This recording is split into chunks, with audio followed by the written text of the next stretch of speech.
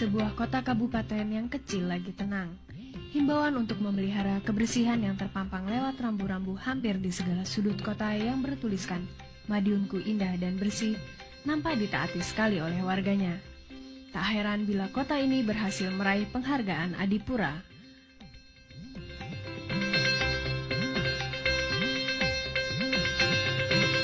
Taman alun-alun yang menjadi pusat pergerakan kota nampak begitu terawat dan cantik.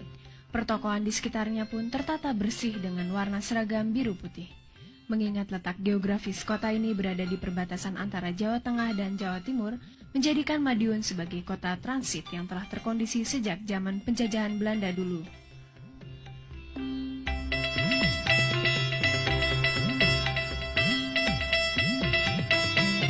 Berjalan keliling kota Madiun tidak diperlukan waktu lama. Selain lalu lintasnya yang tidak terlalu ramai, jalan-jalan yang dilalui pun cukup bagus. Keramaian kota hanya terjadi di siang hari. Selepas senja, Madiun menjadi kota seperti tak berpenghuni, sepi.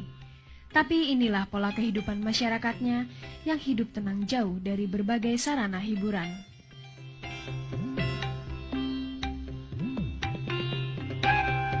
Yang menjadi catatan penting dan mampu menggoreskan sejarah bagi kota ini adalah daerah Kresek, sekitar 15 km dari pusat kota. Daerah ini menjadi tempat pembantaian penduduk setempat yang dilakukan secara kejam oleh PKI. Ini ditandai oleh sebuah tugu atas perlakuan gembong PKI. Untuk memperingati sekaligus mengambil pelajaran masa lalu, dibangunlah sebuah monumen pemberontakan PKI.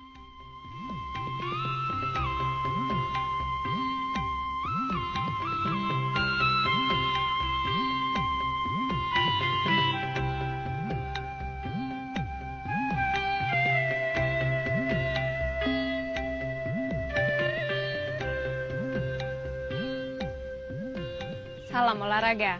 Pemirsa, bertemu lagi dengan saya Nira Stenawati di Pencaksilat Menembus Dunia.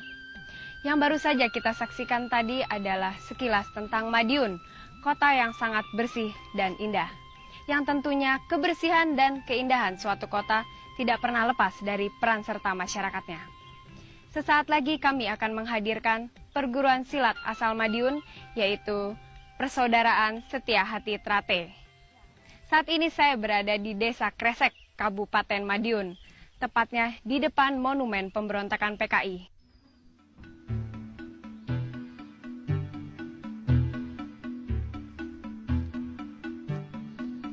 Persaudaraan Setia Hati Trate dibentuk tahun 1922 atas prakarsa Ki Hajar Harjo Utomo di Desa Pilangbango, Madiun.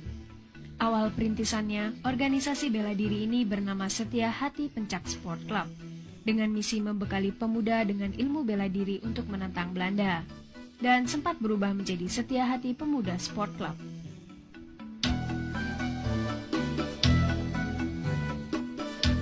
Baru setelah Jepang masuk, nama organisasi ini berganti lagi menjadi Setia Hati Trate.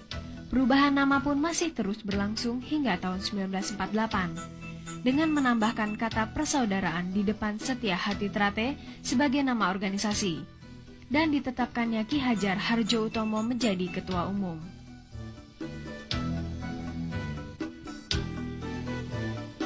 Meski begitu, nama perguruan ini belum muncul ke permukaan, sehingga belum dikenal masyarakat luas. Hingga hadirnya seorang pemuda kelahiran 18 November 1938 bernama Aryo, atau lebih dikenal dengan Raden Mas Imam Kusupangat. Setelah mengemban ilmu sekian lama dan meraih gelar pendekar, dengan seizin perguruannya di dekade tahun 50-an, Raden Mas Imam Kusupangat membuka latihan sendiri di pavilion rumahnya untuk berkiprah sekaligus mengawali baktinya pada perguruan.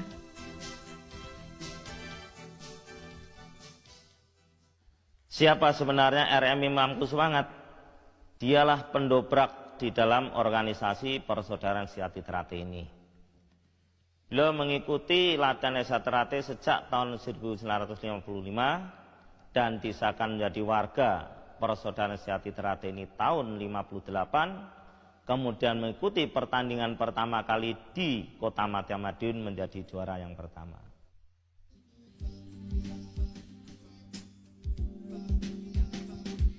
Kegigihannya melatih dan terus menggali ilmu mengantarkan Raden Mas Imam ke gerbang kepemimpinan dengan dipercaya memangku jabatan ketua dalam kepengurusan Persaudaraan Setia Hati Trate Cabang Madiun. Baru tahun 1970, ia diangkat sebagai Ketua Umum Setia Hati Trate Pusat Madiun. Sedemikian besar kepercayaan yang diamanatkan kepadanya membuat Pak Imam lebih mencurahkan segenap tenaga dan pikiran untuk perguruan. Beliau mulai menentukan kebijaksanaan baru, kemudian melakukan terobosan-terobosan hingga mengalami kemajuan cukup berarti. Hal ini membuat nama Setia Hati Trate mencuat ke permukaan dan kian menyerbak tidak hanya di sekitar Madiun, tapi merambat ke Solo, Semarang, Surabaya, Malang, dan Mojokerto. Setia Hati Trate pula menjadi salah satu perguruan yang mendukung berdirinya induk organisasi pencaksilat IPSI.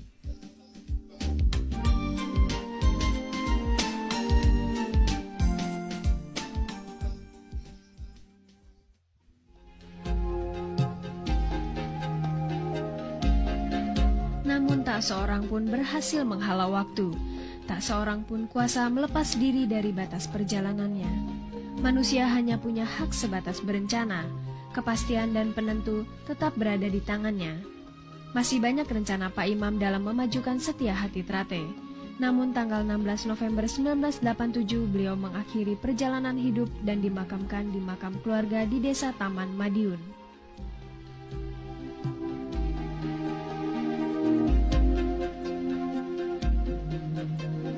Jasad Pak Imam boleh saja mati, namun karya dan dharmanya akan tetap hidup selamanya. Bahkan kini Persaudaraan Setia Hati Trate berkembang pesat baik dalam segi kuantitas maupun kualitas di 140 cabang di seluruh tanah air. Juga telah merambah ke mancanegara seperti Belanda, Amerika, Prancis, Australia, dan negara-negara Asia lainnya dengan jumlah anggota berkisar 300.000 orang.